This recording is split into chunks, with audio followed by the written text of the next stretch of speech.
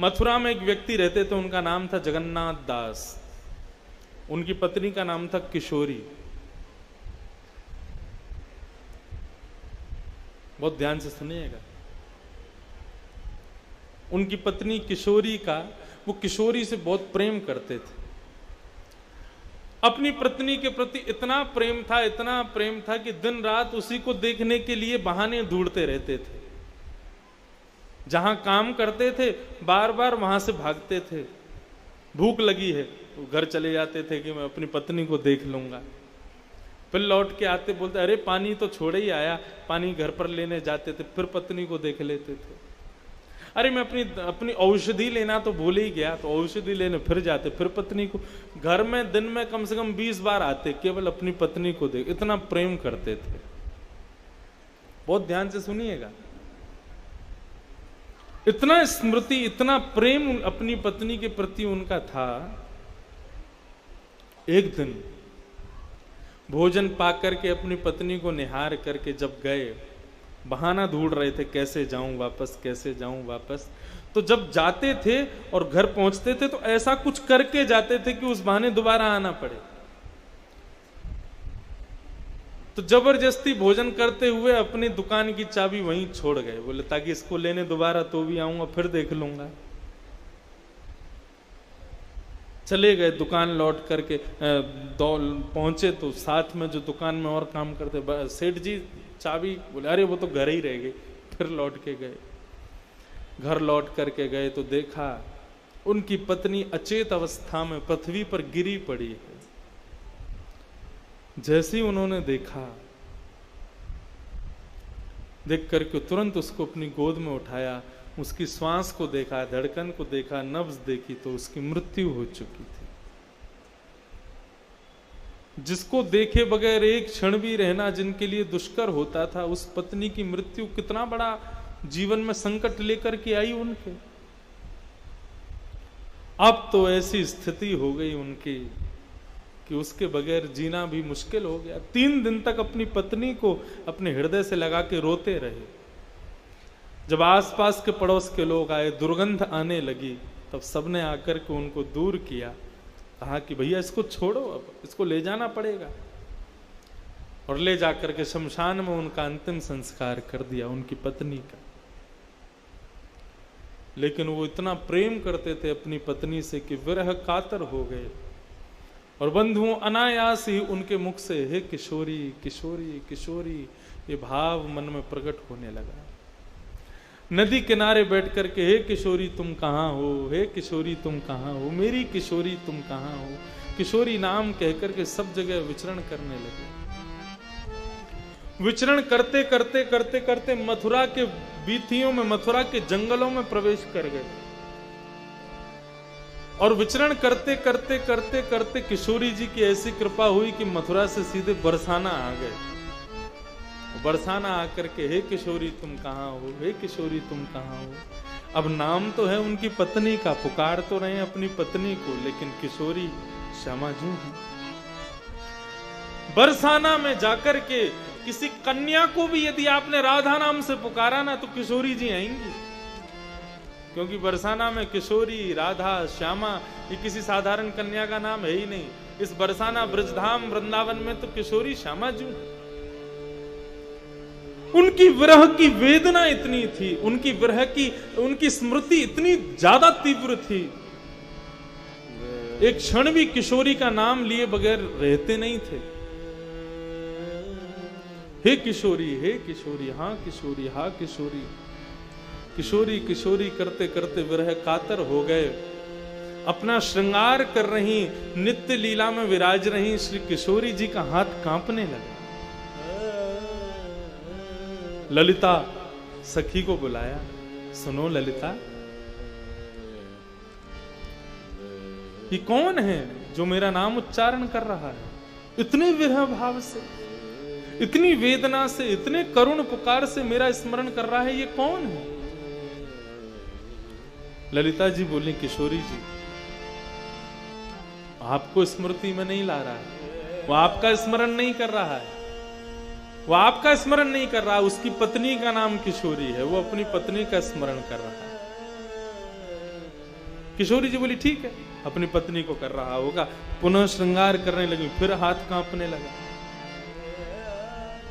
Kishori ji money मन विचार करने लगी, ललिता जी से कहने लगी, बोले वो भले ही अपनी पत्नी का स्मरण कर रहा है, लेकिन उसके भाव में इतनी करुणता है, इतनी सरसता है, इतना विरह है कि मैं किसी भी क्रिया को करने में असमर्थ हो गई। जब तक उसको बुला नहीं लूंगी, जब तक उसके सिर पर अपने दोनों वरद हस्त रख नहीं दूंगी, जब तक उसको अपने दर्शन दे नहीं दूंगी, तब तक वो शांत नहीं होगा। कृपा करो, उसको बुलाओ। ललिता जी कहने लगी, इतनी अनायास कृपा किशोरी जी? वो व्यक्ति आपको बुला भी नहीं रहा है, आपको जानता भी नहीं, आपका स्मरण भी नहीं कर रहा, फिर भी आप उस पर कृपा कर रही हो। किशोरी जी कहती हैं, वो नाम भले ही भाव कुभाव से ले रहा है, लेकिन मेरा ले रहा है। लेकिन उसके नाम में जो विरह है, जो करुणता है, उसकी जो स्मरण शक्ति है, वो मुझे झकझोर रही है। उसको बुलाओ। ललिता जी गईं और उस जगन्नाथ दास के पास जाकर के उसका हाथ पकड़ा, पकड़ करके लेकर के गईं। निकुंज में जैसे ही उसने प्रवेश किया, निकुंज में जाते ही निकुंज का दर्शन करने लगा।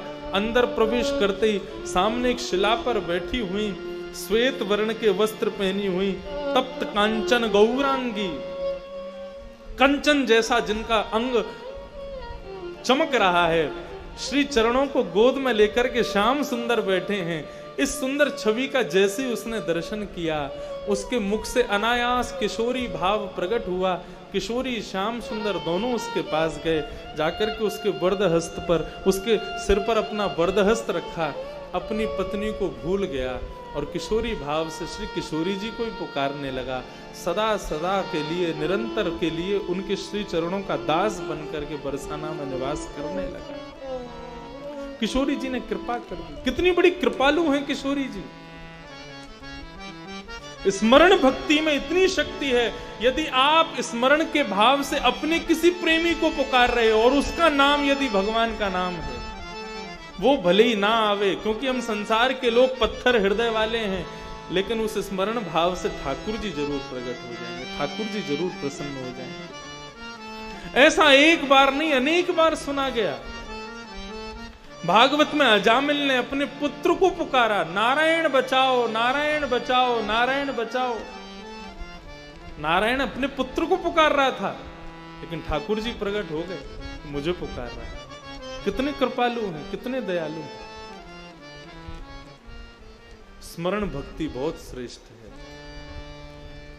स्मरण कैसे हो? नित्य बंधुओं वृंदावन की सुंदर रज को अपने माथे से लगाओ। यमुना जी में स्नान करके इस मंगल में ब्रजरज को अपने तन पर लपेट करके एक कोने में बैठ करके, वृक्ष की छत्र छाया में बैठ करके नित्य लीला में प्रवेश कर जाओ। ठाकुर जी के, किशोरी जी के मंगल में दर्शन करो, उनकी स्मृति करो, उनका स्मरण करो। आप कहेंगे कि हमको ऐसे ठाकुर जी का दर्शन नहीं होता, तो ब्रजमंडल में विचरण करने वाले छोटे छोटे बाल गोपाल, छोटे छोटे जो बालक हैं ना, उन्हीं को किशोरी जी और श्याम सुंदर का रूप मान करके उनकी लीला का दर्शन करो। उनकी लीला में समझो शायद किशोरी जी ये लीला कर रही हैं, चाहे श्याम सुंदर ये लीला कर रहे हैं। क्या पता उन बालकों की लीला का दर्शन करते करते उन्हीं में ही श्यामा श्याम प्रकट हो जाए। मैं अपनी बात नहीं कह रहा, हमारे बरसाना के संतों की हुई क्रिया को जीवन में लाओ। श्री विनोद बाबा बरसाना परिक्रमा लगाने जाते हैं ना, बहुत सारी टॉफी आदि सब लेके भर के जाते हैं, और जितने भी छोटे छोटे बालक मिलेंगे ना, बाबा ने एक दे दे, बाबा ने एक दे दे, तुरंत उसको टॉफी देते हैं। बोले क्या? कोई बालिका नहीं, मैं किशोरी जी मांग रही हैं। कितनी बड़ी कृपा है बरसाना धाम में। बोले किशोरी जी स्वयं मांगती, बाबा ने एक टॉफी दे दे। उनका भाव ऐसा। जब कोई नन्ना सा बालक आ जाता है, बोले बाबा टॉफी दे दे, तो कहते देख देख श्याम सुंदर आ गए हो, टॉफी मांग रहे। वो ऐसा विचार रखते हैं छोटे छोटे बालकों को लेकर के। मैं साईं के धाम में आता हूँ, हमारे सोनू भैया, पुनीत भैया की लाली है, उसको पकड़ लेता हूँ।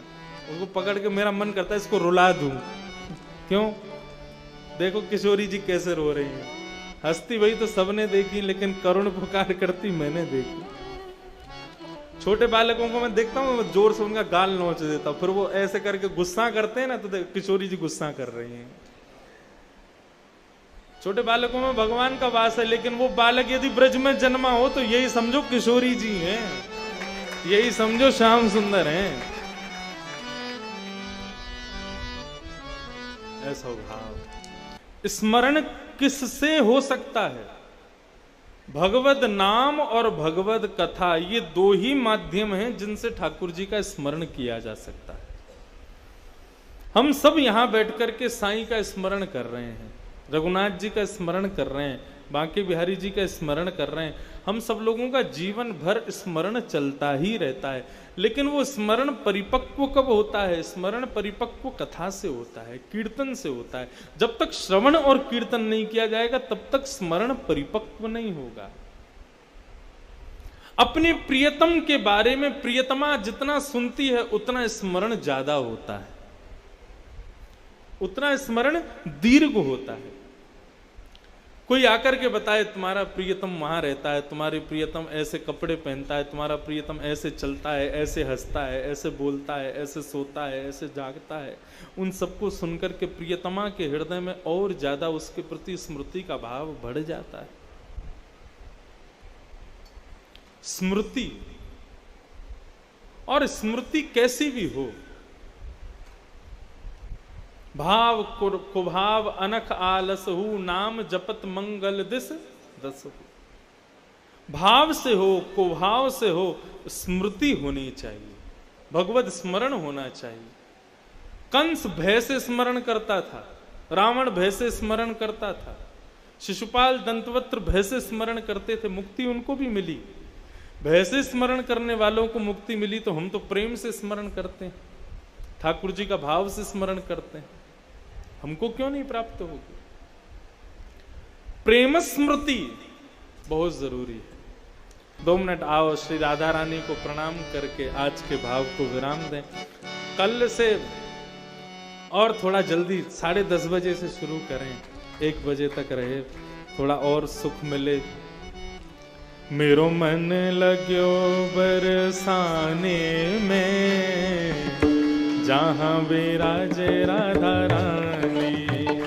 मेरो मन लग्यो बरसाने में, जहां विराजे राधा रानी। मेरो मन लग्यो बरसाने में, जहां विराजे राधा रानी।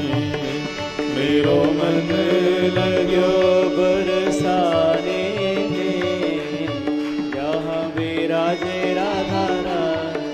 ओ मेरो मन लग्यो बरसाने में, जहां विराजे राधा रानी। ओ मेरो मन लग्यो बरसाने में, जहां विराजे राधा रानी। मुझे दुनिया से नहीं कोई काम, ओ मुझे दुनिया से नहीं कोई काम, ओ मुझे दुनिया से नहीं कोई काम, ओ मुझे दुनिया से नहीं कोई काम। ओ मैं तो रटू राधा राधा नाम, मैं तो रटू से राधा राधा नाम, मैं तो रटू राधा राधा नाम, मैं तो रटू राधा राधा नाम। दर्शन ओ दर्शन करूं सुबह शाम, दर्शन करूं सुबह शाम। ओ मेरे मन में विराज श्याम दीवानी, मेरे मन में विराज श्याम दीवानी। ओ जहां विराजे राधा रानी, मेरो मन लग्यो बरसाने में, जहां विराजे राधा रानी। मेरो मन लग्यो बरसाने में, जहां विराजे राधा रानी। मेरो मन लग्यो बरसाने में, जहां विराजे श्री राधा रानी की।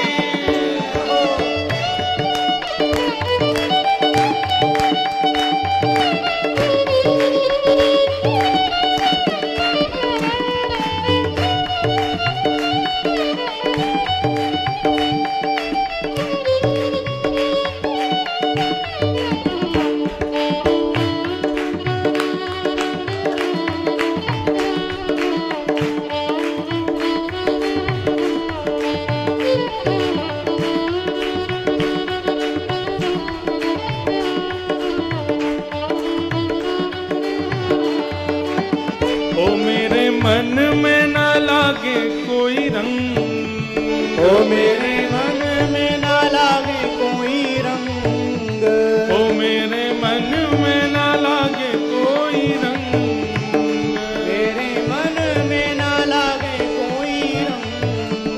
ओ मैं तो रहूं संतन के संग, मैं तो रहूं संतन के संग, मैं तो रहूं संतन के संग, मैं तो रहूं संतन के संग। मेरे मन में बढ़त उमंग, मेरे मन में बढ़त उमंग, ओ मेरे मन में बढ़त उमंग, मेरे मन में बढ़त उमंग। ओ बरसाना वीरज रजधानी, बरसाना विरज रजधानी, ओ जहाँ विराज राधा रानी, मन लगो बरसाने में, जहाँ विराजे राधा रानी। ओ मेरो मन लगो बरसाने में, जहाँ विराज राधा रानी, मेरो मन लगो बरसाने में, जहाँ विराजे राधा रानी। ओ मुझे दुनिया से नहीं लेना देना, मुझे दुनिया से नहीं लेना देना, मुझे दुनिया से नहीं लेना देना, मुझे दुनिया से नहीं लेना देना। ये जगत है एक सपना, ये जगत है एक सपना, ये जगत है एक सपना, ये जगत है एक सपना। ओ यहाँ कोई नहीं अपना, ओ यहाँ कोई नहीं अपना, ओ यहाँ कोई नहीं अपना, ओ यहाँ कोई नहीं अपना। ओ मेरी अपनी वृषभानु दुलारी, मेरी अपनी वृषभानु दुलारी, मेरी अपनी वृषभानु दुलारी, मेरी अपनी वृषभानु दुलारी। बंधुओं, एक बात सुनना, किशोरी जी की पहली कृपा क्या है? वृंदावन जाने का मन बन जाए, किशोरी जी की पहली कृपा। किशोरी जी की दूसरी कृपा क्या है? वृंदावन पहुंच जाओ। किशोरी जी की तीसरी कृपा क्या है? श्री राधा रानी बिहारी जी के दर्शन हो जाएं। और किशोरी जी की तीसरी कृपा, अंतिम और सबसे श्रेष्ठ कृपा, वृंदावन में रह करके भोजन भजन दोनों मिल जाए। किशोरी जी की सबसे बड़ी कृपा। देखो, आप किसी के घर पर जाओ और वो केवल बाहर से मिलके विदा कर दे, सुख नहीं मिलता। आप किसी के घर पर जाओ, चाय नाश्ता मिल जाए, थोड़ा अच्छा लगता है। लेकिन आप किसी के घर पर जाओ, आपको बेडरूम भी खाली मिले, भोजन भी मिल जाए, तो आनंद ही क्या है। तो साईं के आंगन में सबको रहने को भी मिल रहा है, भोजन भी मिल रहा है, भजन भी मिल रहा है। तो निश्चित ही इतनी कृपा तो होगी कि साईं के धाम में, साईं के आंगन में जितने बैठे हैं, इन सबको किशोरी जी नाम से जानती होंगी और वे हमको नाम से जान जाएं। और हमें क्या चाहिए? मेरी अपनी वृषभानु दुलारी, मेरी अपनी वृषभानु दुलारी, ओ मेरी अपनी वृषभानु दुलारी, मेरी अपनी वृषभानु दुलारी।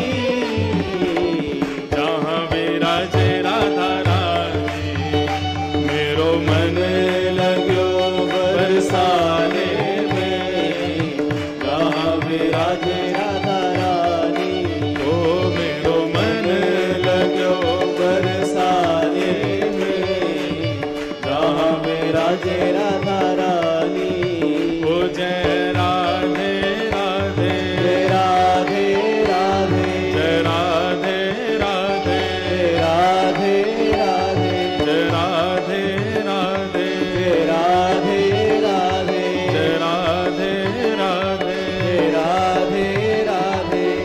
भानु दुलारी राधे